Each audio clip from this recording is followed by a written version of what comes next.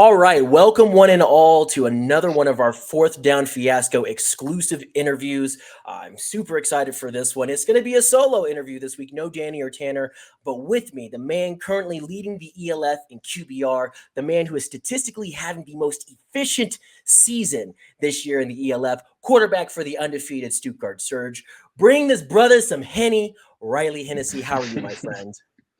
I'm good. Thank you so much for having me.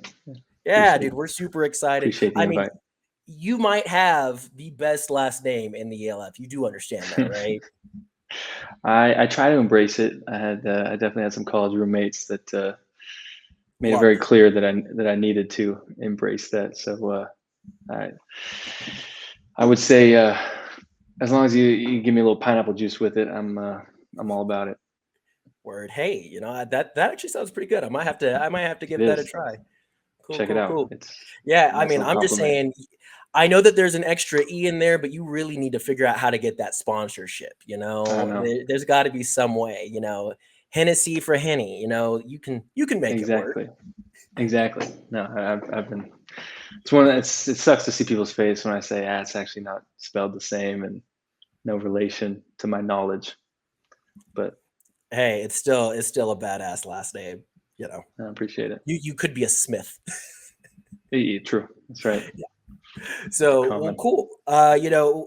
Part of our interview process is always getting to know the players. There's just not a ton of coverage in this league currently. It seems like that's trending in the right direction, though, that we're starting to get a little bit more. But tell us a little bit about you and your journey to the ELF. I know that you were a Gatorade Player of the Year in high school. Tell us about Eastern Washington, Central Washington, the whole thing. Yeah, yeah. Grew up kind of a football fanatic. My parents went to Oregon State. Grew up going to Oregon State games my whole life, and just loving every aspect of the game. Um, I had a really good high school career. Had a lot of talent around me, which always helps, and I think is kind of the story of a lot of successful players. It's there's a lot of hidden gems all around them Mhm. as they go through their careers. And then yeah, signed to Eastern Washington out of high school. Was there for 3 seasons. Played a little bit early, got injured. Coaching change just wasn't the same, and ended up back there. We didn't have the portal and all the fun stuff. So in order to maintain eligibility, transferred to the local in-state D2 at Central Washington. Had a ton of fun there. I would say I really fell in love with um, the X's and O's of football. I was always in tune with the X's and O's, but like Eastern, we just hucked the ball around the field, and Central, we were in 12 personnel, running the ball, zone reads, and Mhm. was able to kind of, I would say, learn a little bit of athleticism there and have fun with that. Um, and had 2 successful seasons there, and yeah, kind of catapulted me to Europe eventually, ironically, and yeah, we can transition right into going Europe. I've got your questions here, but it's a weird story because I didn't really have, weirdly enough, like NFL aspirations or like Mhm. professional football aspirations. I wanted to coach Interesting. college Okay. football, and I had a GA GA ship or graduate assistant spot all Mhm. lined up at Boise State. Was planning on graduating, going and doing that, and get this call from a team in Italy, and decided, you know what, I didn't get to study abroad. I know I've got some Italian roots. My family's very Italian, and so I was like, okay, screw it, I'm gonna go do this and leave school early, and go play in Europe, play in Italy Oh for yeah. the Parma Panthers. Oh yeah. No, I mean, that's interesting that you mentioned that because normally whenever we talk to guys, it's always about, yeah, I was trying to get with the NFL, I was trying to get with the Canadian League of Football, whatever it was. And it sounds like to you, that wasn't really even like an option. Was it because I mean you had good stats in college. So Mhm. was it just your heart has always been with coaching or kind of take us through that? Yeah, I mean there was the scouts coming through, and sitting you down, talking to you, doing all that. Mhm. I don't know. I felt like that that path was kind of, unfortunately in sports we learn that like people kind of have their guys, and it's not always, going to Who be the best player go is. and exactly, Yeah. and find a way. I think I was a little discouraged from my first stint at Eastern Washington, of just feeling like, gosh, I feel like I'm competing right up there with these guys, and I'm just not getting the same aspect. Um, and yeah, I think I was, a little bit of me was just, I would say realistic, but also probably pessimistic at the same time. A And little bit. so I think I was just ready to move on from playing football and then graduate to the coaching realm, and never leaving the game. I always like, football will be a part of my life for one way or another, forever. And I absolutely obsessed with the game and the process, and really the weekly aspect of it, and less the stepping out there and playing in front of the most people and making the most money. And I think that's what's really allowed me to fall in love in Europe. Is just, we're not making generational wealth out here. We're not you know playing in front of crazy crowds, but you just, you scratch the itch, and everybody that's here just does it because they want to do it and they love to do it, not because they need to do it. There's so much of that in the US. It's like, I have to make it because Mhm. otherwise this and that. And it's just like, I would have loved to, but I just play football because I love playing football, and I love competing. So No, that's awesome. And I mean, yeah, there's definitely a true love for the game. The amount of guys that we've talked to talking about how they have teammates that are, doctors or, mhm, construction workers, and the mhm, fact that they're still making time out of their week in order to go play football. Like, it's a beautiful thing. You did mention something about the process, and I'm going to skip around. I do want to still get how you got from Parma to Stuttgart, but we'll get to that in a second. As far as the process, y'all are undefeated right now, and I know that there's mhm. probably a lot of pressure mounting up from that. What is your process, as much as you can tell us? Because obviously you don't want to give away the secret sauce, but Totally. Um, yeah, I mean, ironically, yeah, it can sound like there's a bunch of pressure and everything like this, but it's kind of funny how you look at your record and you're almost like, I talk to my girlfriend and my family all the time, just like, do you remember that game? That feels like a year ago. It's like, well, mhm, that was week two, and so it truly is. Seasons become a life in themselves, and each week becomes a year in itself. Um, and so, you know, tying that into pressure, each week feels like a little bit of pressure, but then once it's gone, it's gone. And mhm, so that process of just starting over every week, of just quickly watching the previous week's game, making corrections, um, and just immediately diving into the next week. And that's one of the things I like about it, is because it just has, to me, just this laid out process. I mean, Monday I'm tagging all the coverages, and just kind of getting a feel for who I'm going to be going against. And Tuesday we're really into kind of game planning our choice down stuff. Um, and then as we move into Wednesday, we're really kind of solidifying those, what we're going to rep, how many reps we're going to see of those. Um, and then kind of feeling that out. And Thursdays, going back over that practice film, and what do we like, what do we not like, what can we tweak. Um, and once we've kind of made those assessments, move into more of a red zone focus, red zone slash third down. Um, and that kind of carries into our Friday practice. Friday's a little bit more situational, while still going through some of those maybe newer choice down plays that we like. Um, and then, yeah, we go into a walkthrough on Saturdays and typically play Sundays. hmm. Sounds very meticulous, number one, but you do kind of strike me as a guy who, again, loving the process, understands the very nuanced things of the game. Um, are there any superstitions, any pregame rituals that have to be done in order for you to ball out the way that you do? I'm not superstitious, but I'm a little stitious, to quote Just a Michael little Scott. stitious, okay. Yeah, yeah, big Office fan. Yeah. Um, nothing Nothing too crazy. If you asked me in high school, I wore the exact same thing, ate the exact same thing at the exact same time, Mhm. like stuff like that. And I got to college and learned like, wait, I can change what undershirt I wear and stuff like that. And so I've gotten to the point where like there's nothing crazy like that. I do go to the same here in Stuttgart. So this is just kind of a recent one. I do go to the same breakfast spot before every home game. Okay. Um, and it's I like a respect block it. from where I lived last year.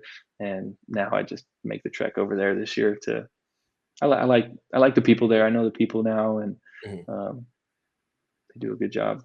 Kind of So the community, sometimes it can feels like has kind of embraced you then? yeah. It's partially that, and it's also just kind of sometimes it's hard to find just like a American breakfast. I just want eggs and Mhm. potatoes and some vegetables and just get me nourished for battle. Yeah, I get that. I remember whenever my wife and I visited, Belgium, man, Mm. it was hard to find good food, yeah, is what I'll say. Yeah, We had to go to some yeah, other countries in order to find some better food, and, yeah, yeah, the whole time I was just absolutely. like, "All I want is an American breakfast," I don't need Mm, beans, I don't need toast that isn't toasted, I want the OG thing, but, exactly, yeah. So, absolutely. well, since we're talking about Stuttgart, obviously that isn't the first European team that you played with. You talked about Parma. Mhm. How did you go from Parma to eventually Stuttgart? I know that there's definitely another team or two in that mix as well. Yeah, so I signed with Parma in 2019. Ended up only playing in half the games. Broke my ring finger on my throwing hand in the Uh, first and last game of the season. Just a ridiculous time, but I had so much fun with the mhm, guys and everything. I was like, I got to do this again. So went back, finished my school in that off season. Came back in 2020, Friday before our first Saturday game. The world caught on fire and shut mhm. down and Yeah. everything. So I put that season on hold. And during that time, Parma had helped me get my Italian citizenship. Um, Oh, nice. So you and stayed during COVID then. I came back in like April and then Okay. was back home, yeah, from April till the following year. But then during that off season, got a message from Coach Newman who wanted me to come play for then the Tribishal Unicorns, Mhm. and was all about doing it. And then Parma was kind of like, "Dang, you've only played 4 games for us, man. Like, and we just helped you get all this stuff." And I'm just like, "You guys are absolutely right. Like, you guys have helped me with so much. Like, I do owe it to you." Mhm. And so went back there in 2021, and like was such the right decision. Had a great time. Was able to. We went 10-0, won the Italian league. Okay. My head coach was actually the now head coach of Paris, Mark Mattioli, um, and so um, had a great time there. I mean, I have just like lifelong friends from that place, and see them, especially when I'm out here 2-3 times a year, Mhm. and they're having kids and all this. It's just like, man, it's That's so cool. much more than a game, especially in those smaller domestic leagues where Mhm. you've just got guys. That's just what they do. They go to work and they just play football. It's like we can't even fathom that in the U.S. Yeah. At 30 years old. Um, and so did that, and then um, the German season goes a little bit longer than the Italian season, and so I like emergency signed for the Unicorns. Just hey, if something happens to your guy, I'm already on your roster, and you can bring me up. And so their guy ended up tearing his meniscus or something in the semifinals. So I actually went up and played the German Bowl, the championship in 2021 for the Unicorns, um, and we ended up losing to Dresden. And but just the experience was amazing. The unicorn Mhm. culture was amazing, and I'm like, man, this is. I was about to do it the year before, and then that was just solidifying. Like, okay, I got to go check this thing out. Um, Mhm. and so went up there for 2022 and had another successful year. I think we went what we played in like 2 leagues. We played in the German league and then like the Central European League, which is basically like Champions League. And so Mhm. we went 17-0, won both of those. And then Coach Newman took the job here in Stuttgart, and it was kind of a Just kinda followed uh, him there. A bit. I did take a couple recruiting trips, just checking out other places, but it felt just kind of like This is this right. is where I should be. Yeah, I just Cool. had Well, then man, made I mean, great friends. it sounds like you've done a lot of winning since you've been in Europe. Whether if it is either being in the finals or winning it all in multiple leagues. With the coveted ELF championship coming up and everything, and um, with the talent of probably the top 3 to 4 teams. There have been some questions swirling around just because, strength of schedule, and it's not y'all's fault. The conference that you're in just doesn't have the same kind of competition as, say, like the Western Conference. Mhm. Um, but what would you say to, people who might be doubting y'all going into the playoffs? And also, are there any matchups that you're really looking forward to? Um, I mean, I'd first say like the strength of schedule stuff's based off teams last year, and it's like that's so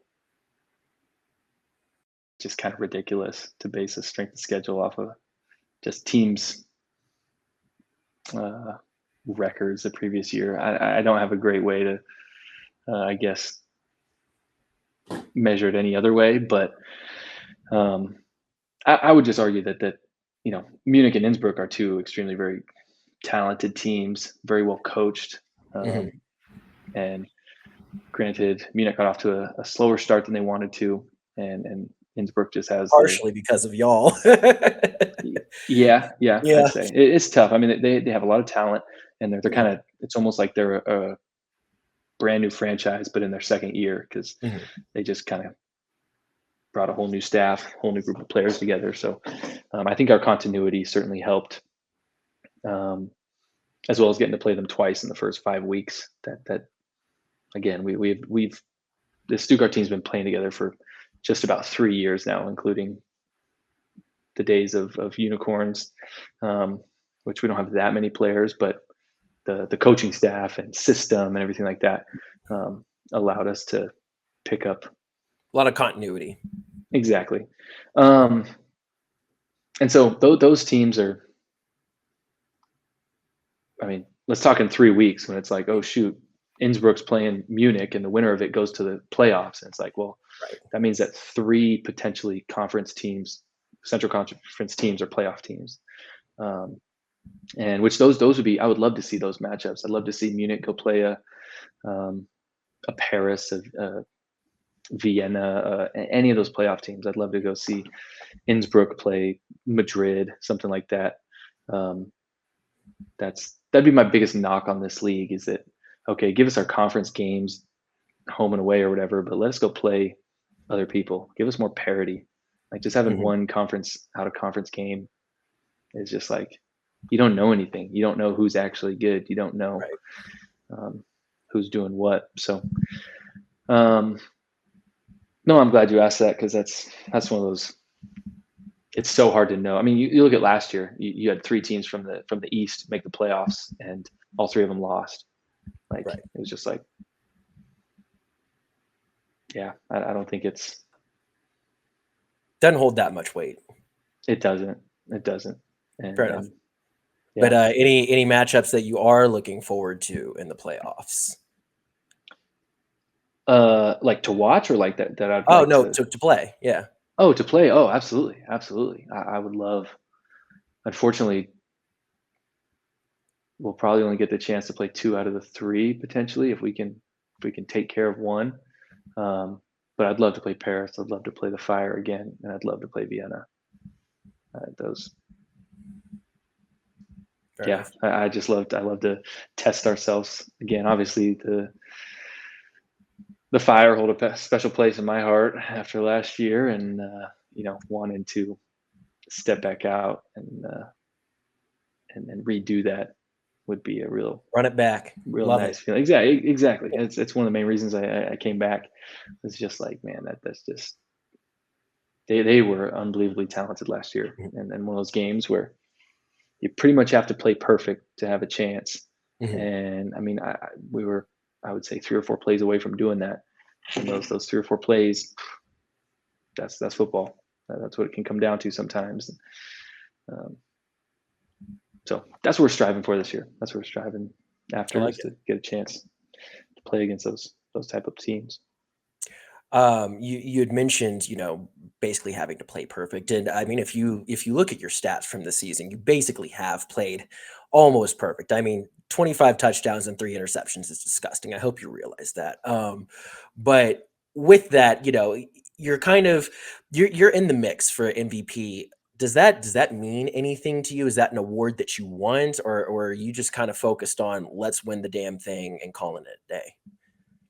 Yeah, not a ton. I mean, I've had some individual awards in my past, and it's just kind of like, I mean, you mentioned the high school one, and we lost the state championship that year, and so it just like the season kind of felt almost like a failure. It wasn't. We were 13-1. Like, what an amazing year! Like, we had so much fun, but it also just felt like lacking. Yeah. And you win AP Player of the Year and Gatorade Player of the Year and all this stuff, and you're just kind of like, oh, that should feel so good, but it still is missing something. And so those things are cool to win, but as long as you're still winning, you don't play the game to throw a billion touchdowns. Like, if I threw no touchdowns and 4 interceptions in a championship and we won, I would be happier than if we lost. And I had an amazing game. Fair enough. Going back to Munich last year, I my first game back after injury, played arguably lights out, and we lost, and it was just the most sobering feeling of just like, what the heck? I did my job. What's going on? It's just like, wow, Mhm. that final score is kind of why we do it, Right. at the end of the day. And No, I so, love that. I mean, and that's a true leader's response, which I can appreciate. And when it comes to the chemistry with your guys, because it sounds like y'all are very tight, very close. What do y'all do to, especially on the offensive side of the ball, to really develop that chemistry? Who are your guys on the team? Kind of take us through mhm. that. Yeah, I mean, I think it's just time spent, and just knowing who people are, at the end of it. We every year we kind of have like a moment. Like, I remember when I was in Schwabish Hall, our first game was in Helsinki, Finland. We took a plane, and we stayed in hotels and everything, which back then was kind of like, oh, this is crazy. Now ELF Mhm. is so cool because we get to do that regularly. But the team just bonded. And last year had a great start to the season. We're kind of going, had that loss to Munich, and then we flew to Barcelona. And it was like, didn't play our best game, but just the experience of that, man, the team just bonded. And it was like, you got to know guys off the field and what they care about, why they play, like what they got going on in their lives, stuff like that. And those are the things that take a group of guys and make them a team. And and certainly on our team, I mean, we're just friends. Like, we just Mhm. like hanging out with each other. We like going to dinner together. We like going to the beer fest together. We like to just Oh, I bet be together. Oktoberfest in your area is great. We did our like end of the year party banquet or whatever at the Stuttgart Oktoberfest last year, and That's sick. That's a good it's a time. blast. It's a blast. But I mean, I just think that those things go so much fun. I mean, and Coach Newman is the one that preaches that. He cares more about the chemistry of a team Mhm. than the individual stardom, and I think Right. that just speaks volumes to what allows us to be successful. I mean, shoot, you look at an example this year.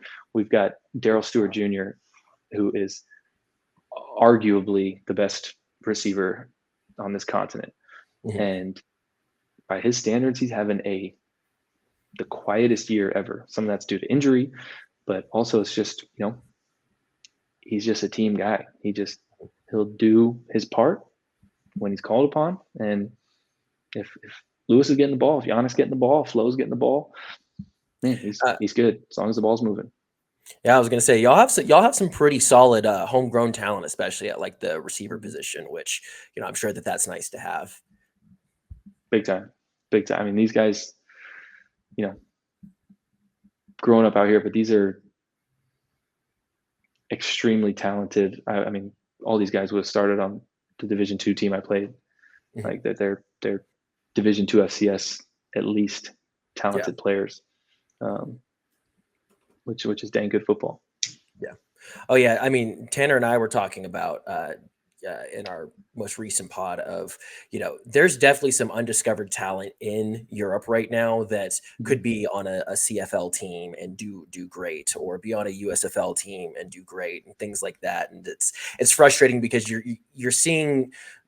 I mean, correct me if I'm wrong, but a lot of it is just the name stuff. You get a lot of guys who were big D1 guys, didn't make it in the NFL, so now they're in the USFL, or the Mhm. Canadian Football League, versus like I would take you, Ben Holmes, Zach Edwards, like 83 of you dudes. I could put y'all on the or the Arlington Renegades right now, and y'all would kick ass. And so, I mean, I guess, what have you noticed? And I'm sorry that I didn't send you this question. This is kind of just off the cuff. No, all good. But what have you noticed as far as, like, there is the IPP program and everything, but it doesn't seem like they're getting a ton from the ELF. Why is that?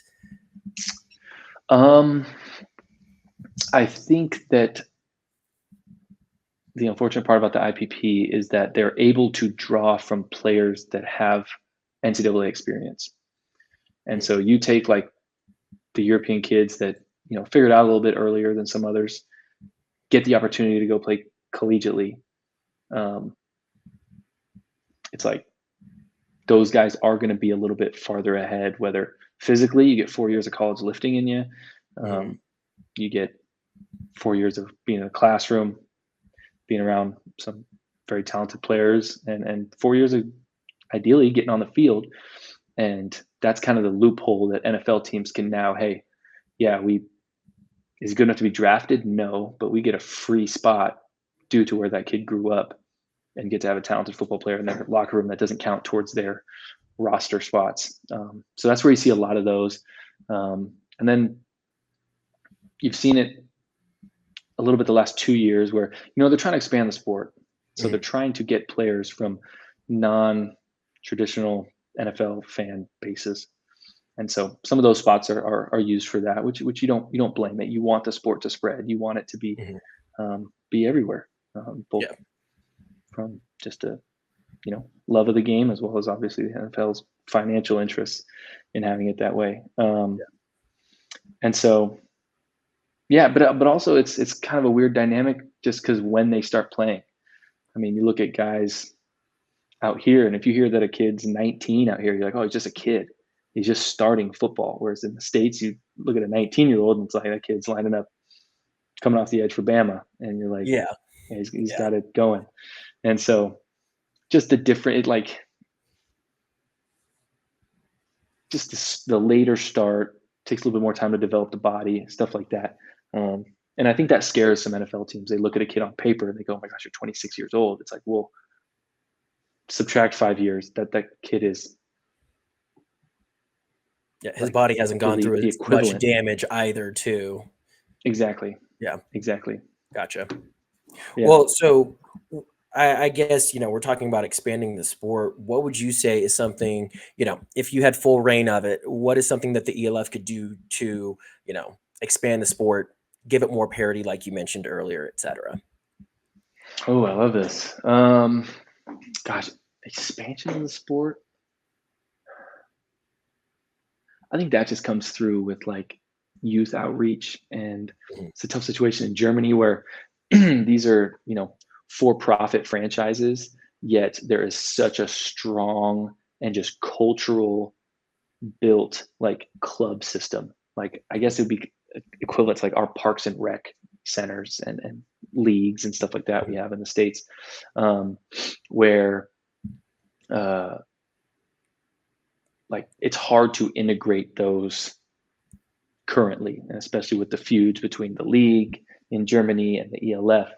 Um, and so, really getting that cohesion, I think, would be the most ideal for the expansion and just um, growth of the sport.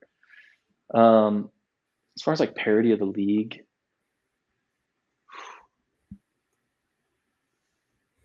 probably a hot take, but I do think that there's some teams that are not sustainable, um, whether due to financials or due to just geographically. Is there enough support to maintain a team in that area? Unfortunately, Mhm. there's just some that aren't. But I do think that there's areas that could. I mean, look at how many British guys are in this league and like Right. top talent. It's like, Yeah. um, The I mean, you look UK at like needs a team for sure. absolutely, they really do. They really do. No different than I mean, you're almost seeing the opposite right now with Barcelona, Madrid. There's enough talent in Spain to have a competitive and good football team. Is there enough for two? We're running that experiment right now. Yeah. Um, And it's not looking and too so great as the yeah, Barcelona fan in the room. yeah, exactly.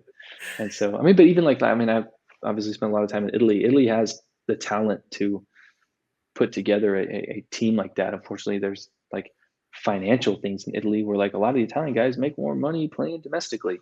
versus playing for the ELF team, and it's like that's a problem for from the eyes of the ELF. And so there's kind of the ELF's fighting its battles on multiple fronts and in different places, and it's kind of miraculous that it has this thing up and running across what 9, 10 countries now, Mhm. and so.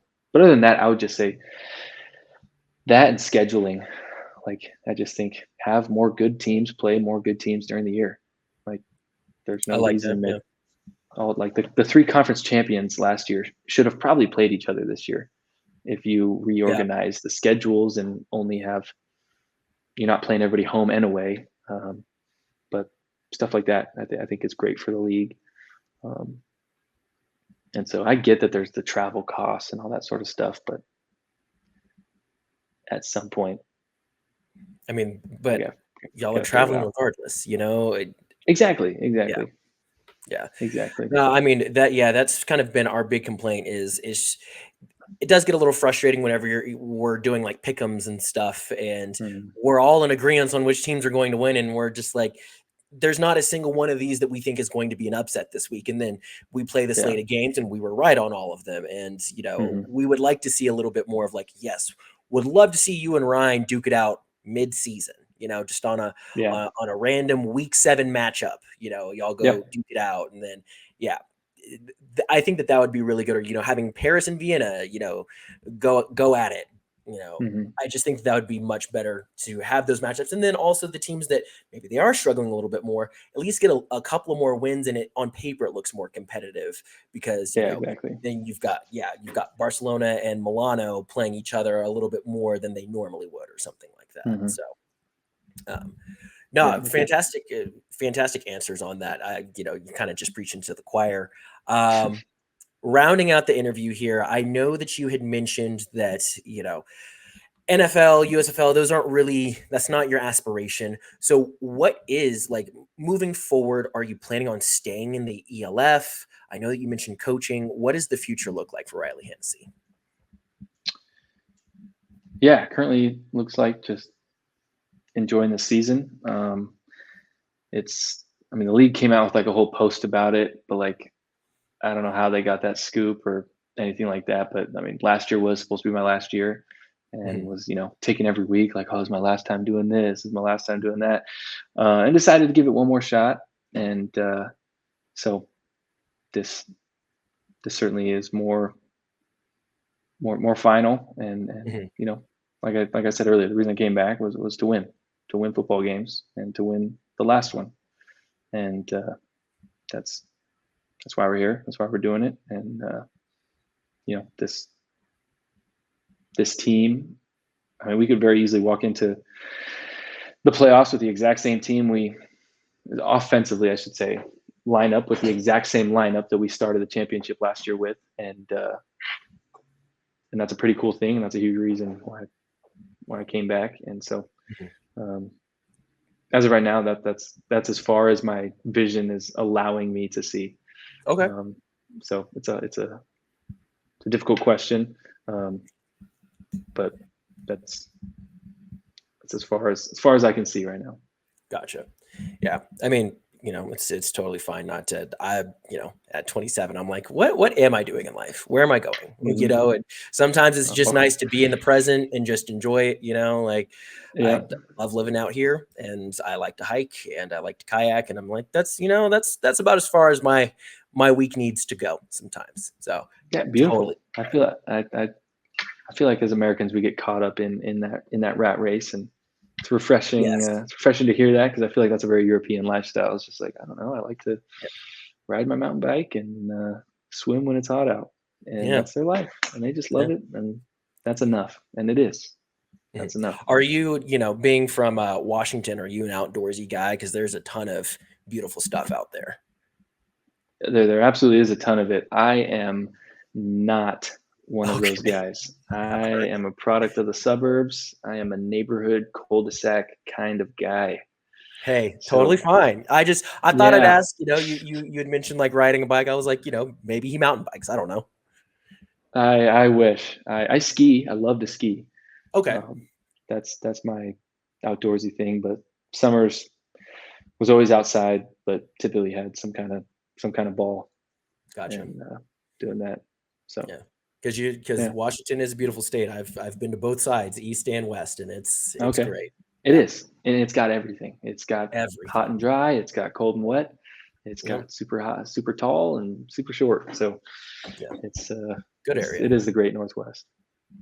Well, cool. Last question on the docket. We like to end on kind of a lighthearted note, have a little bit of fun here.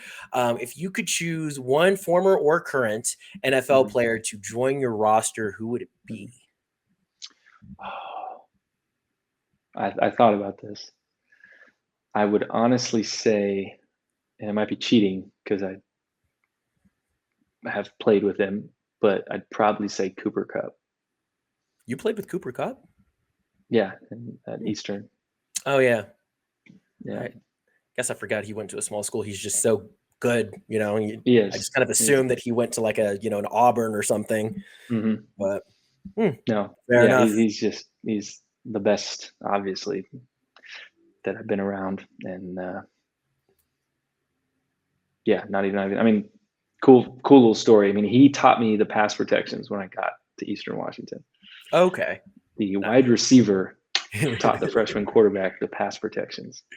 That's just I the mean, hey, level he of. was just looking out for his guy. Yeah, but it's just like stuff. How many receivers can sit up there and talk, let alone teach pass Mhm. pro to guys? And you've probably seen that famous interview where he's talking about, you know, they're running like a replacement cover three fire zone, so he knew he just had to get over He's a very top of the smart this, guy. and you're just like everybody's freaking out, and we're just like, yeah, that's Cooper. Yeah. He's No, he's incredibly smart. So, um, well, cool. Any last things that you want to share? You want to shout out your people out in Stuttgart? Anything like that before we let you go? well, I absolutely want to shout out the Stuttgart faithful, the OFC as they call them, and the other thing I did want to bring up, which I wish Danny was here because it sounds like that's his neck of the woods, but Mhm. we're coming up on like 13, 14 NCAA teams, and we don't have the Stuttgart Surge made in there from No, they NCAA. should be in there. Are they? I hadn't seen them on the latest one.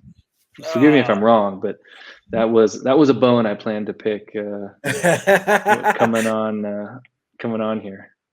Man, yeah. Let me double check that for you real quick because I'm almost positive that it's in there. It'd be nice if I could just talk to Danny straight up, but I get it. We're just quiet Southern Germany team.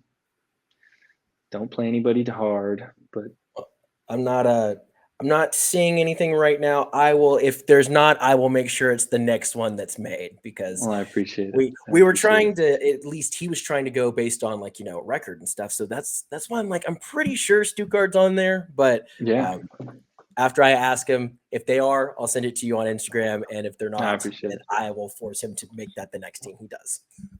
Heck yeah. I'm not even a gamer. I haven't even played NCAA, but I just It's cool though. No, I mean he's been talking to a lot of people about it, and I uh-huh. just because I have access to our Instagram DMs, like I just Yeah. scroll through it. It's like all these guys are like, "Thank you," and he's gotten over 1,000 downloads on all the teams, which is Oh, I pretty believe it. great. I think Yeah. I mean we got guys on our team obviously that play, and I mean it is the hot thing in the league. Oh yeah. It is so, and just the amount of time he takes to do all that. I just Mhm. it is so cool. That is He has put a a really lot of cool effort thing of him to into it. do. So Yeah, so it's much Danny, if you're appreciated. watching right now, shout out to you, man. But Yeah, also much make sure appreciated. you're our team. Yeah, and we're cool. Well, cool. Thanks everybody for watching. This has been me, Jordan Pryor, with Stuttgart Surge quarterback Reilly Hennessey. Been thankful to have you. Make sure to follow us on Twitter at @4thdown_pod. You can also follow us on TikTok and Instagram at @4thdownfiasco.